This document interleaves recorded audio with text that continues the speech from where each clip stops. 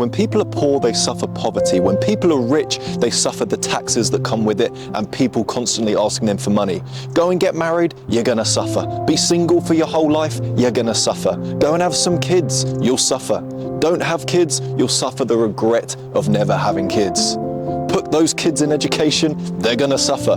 Remove those kids from education, they're gonna suffer that as well. The point is, human beings are always suffering. No matter what our situation, whether it's good, whether it's bad, whether it's somewhere in between, we are constantly suffering. What you're saying then, George, that life is this horrible, crazy ride of suffering? No, that's not what I'm saying at all.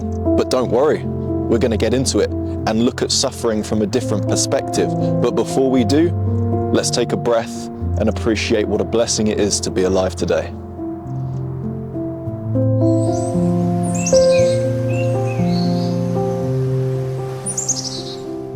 Here we are again. I'm in a beautiful place that I love to call nature. The great outdoors, you might know it, you might have heard of it. And if so, get out in nature because I recommend it. Did you know it can reduce your blood pressure in less than 10 minutes? Did you know it can lower your heart rate in less than 10 minutes? Powerful stuff. It seems like everyone's suffering, doesn't it? No matter what we go through in life, everyone seems to suffer. Is this you? Are you suffering right now with something? Most likely it is you, because you can't escape suffering. No one can escape suffering. Nothing in nature, not the humans, not the plants, not the badgers or bees. Everything in nature is going to suffer at some point. It's just the way life is. And it's always going to happen to you. That's the first thing that we need to remember about suffering, and something that we haven't been taught about suffering. We think that suffering is something very separate to our lives, when really suffering is our lives. We're always going to suffer. We can suffer the subtleties of life, like not getting enough sleep one night, or we can suffer the big things of life, such as I mentioned earlier, poverty or things like regret. These are horrible things that we go through, but it is a part of life and it builds our character. And it's important to remember that you need suffering in life in order to enjoy it, because it gives you that fine contrast. Without suffering, you can't appreciate the good days. Without suffering, you can't appreciate not suffering, right? If everything was just happy all the time, you wouldn't realize that you were happy, because you haven't had that contrast of suffering. Just like you wouldn't appreciate having a good amount of money if you hadn't already been poor. Just like you wouldn't appreciate being in a relationship if you hadn't have been single for so many years.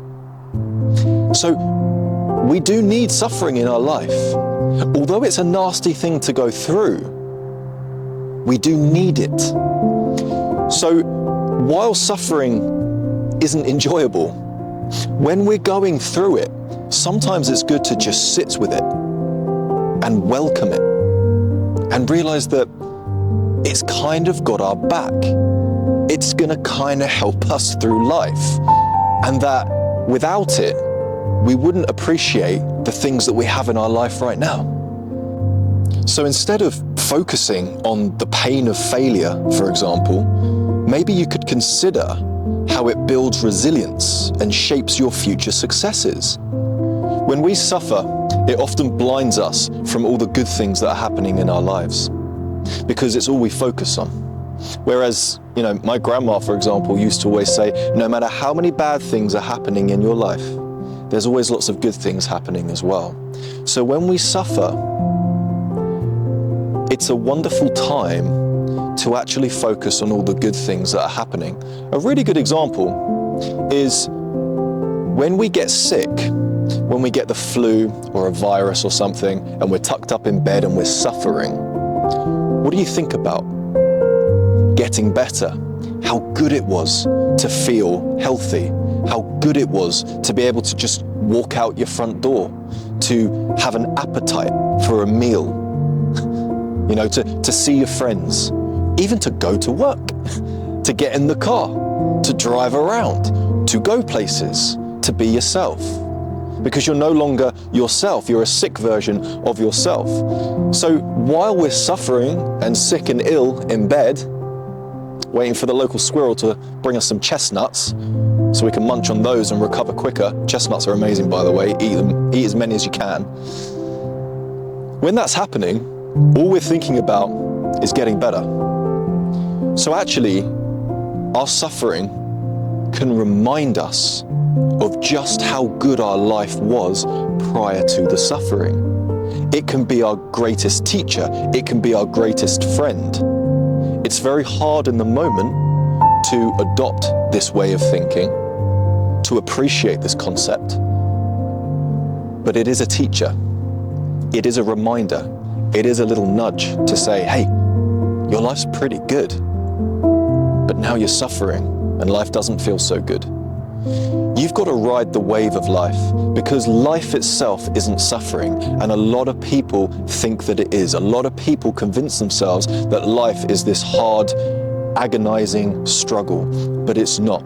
Life is a joyful, blissful experience. There's so many good things going on in life. There's so many amazing things to appreciate, but we get so caught up in our suffering that we fail to appreciate these things. And when we're not suffering, we often suffer in our head the future or the past. It's almost like we want to suffer. It's almost like we need to suffer. Physically, emotionally, mentally, how often do you suffer? It varies for different people. Some people suffer all the time, and other people barely suffer. But a lot of us suffer in our head. A lot of us suffer things that haven't happened yet, or things that had happened in the past. And that's when you can start to see life as this crazy ride of suffering. But when you're more present, when you're more grounded, you realize that actually everything's okay. For example, me right now in nature, nothing bad is happening. I'm not suffering. I'm well, I'm healthy, I'm fit, I'm standing in the heart of nature. I can hear the birds. I can actually see the river over there and it looks beautiful. I'm not suffering. I'm not struggling. Yeah, there's things in the future that I'm a little bit nervous about. There's things that have happened in my past that I regret, that I'm scared about, that upset me. But I don't need to think about that now. It's in the past. I don't need to worry about my future. It's in the future. What if I'm present? What if I'm here? What if I'm now? What if I focus all my attention on the here and now? Well, then my life improves. My emotional health improves. My mental health improves. This is something that anyone can do at any time. It's about being more present in the here and now. Such a simple thing to do. Because so much of our suffering arises from unmet expectations. And the key to reducing this is to accept life as it is, rather than living in your expectations. For example, accepting your life, accepting your situation, even if it's a bad situation that you want to get out of. First, you need to accept the situation that you're in. If you imagine a better life for yourself, fantastic. Work towards that life, but don't live in that expectation. Don't live in that imaginary false place, because it doesn't exist. The place that does exist is the here and now. Accept the here and now. Accept where you are. Accept the suffering. Then you can make stepping stones to get to the place that you want to be. There's nothing wrong with suffering and wanting to get away from that suffering. Nothing wrong with that at all. And if you're in a situation that is causing you daily stress and pain, of course you need to get out of that situation. Don't just accept that and skip out your front door. Say to yourself, I'm gonna get through this. I am learning from my suffering. It's my teacher. It's my nudge. It's my friend reminding me that this isn't good, that I need to get out of this situation. And that's what can help you get to a better place in life. But you're always going to suffer. Even when you get to that place, even when you get your dream home, even when you get your dream family, you're always going to suffer. You can't escape it. That's why you have to accept it. You have to accept your suffering. no matter how unfair it feels, no matter how personal it feels, no matter how much it hurts, you have to accept your suffering. Otherwise, life is going to seem like a disaster. Life is going to feel like a personal attack against you, but it's not. When I suffer, I sit within the suffering. I appreciate the suffering. I realize that it is part of life. It's just a part of life. If I stood here for a few days, it would rain, it would be sunny, it would be cold, it would be warmer. It's always changing. Life is always changing.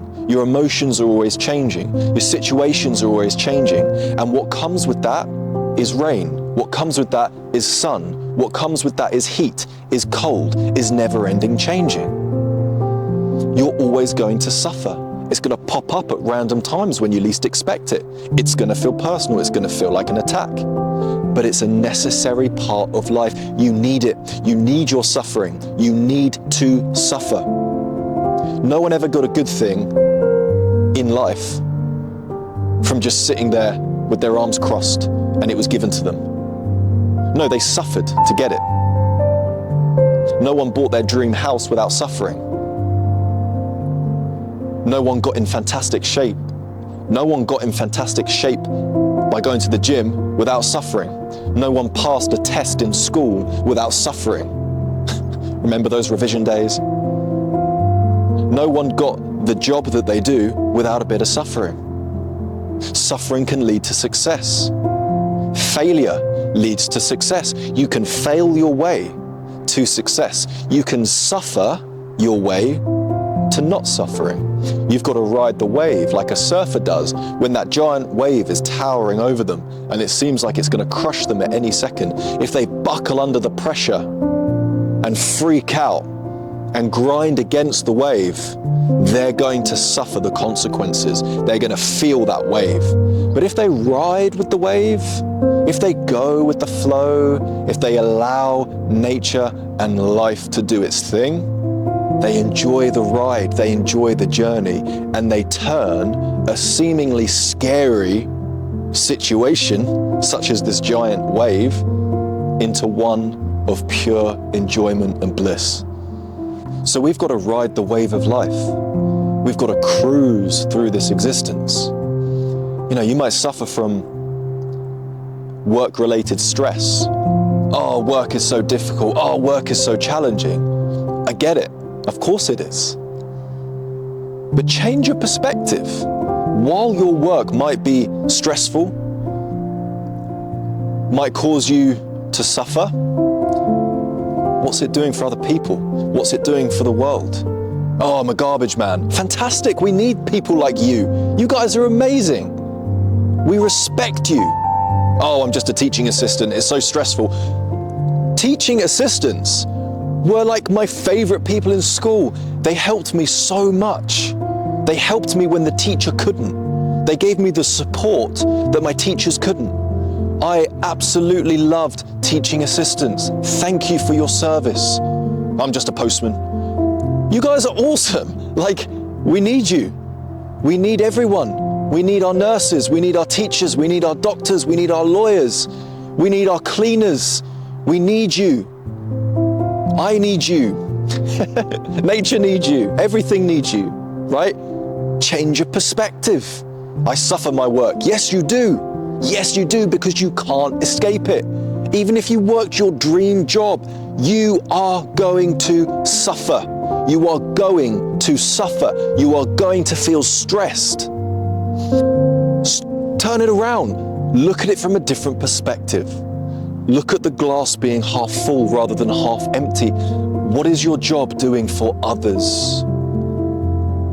You are doing something so important. You are doing something so needed. Keep going. Thank you. You're gonna suffer, and that's okay. Guys, thank you for watching. Please subscribe to the channel if you're new here. Please leave a comment below on how you deal with your suffering in your life. And I'll see you in the next one. God bless.